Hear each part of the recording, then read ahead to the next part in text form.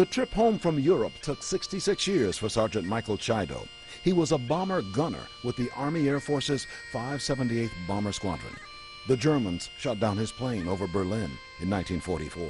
His remains were not identified until recently. I think finally with our DNA, all the bits and pieces of remains from his squadron, they were able to match Mikey's remains. Chido was one of 12 children. His remains were laid to rest today by the last remaining member of his immediate family, his sister, Rose Chido. 66 years of praying.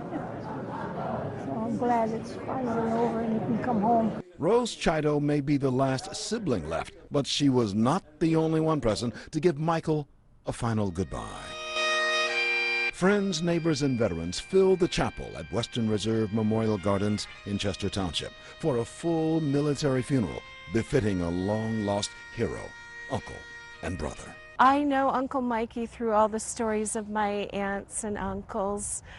He was quite a prankster and a jokester, a great sense of humor, and so with the twinkle in their eyes and the mist in their eyes at times, I grew to know my Uncle Mike. His niece never met him, but knew him by the family stories that kept his spirit and hope alive, and helped when critical DNA was needed to identify the remains of Sergeant Michael Chido.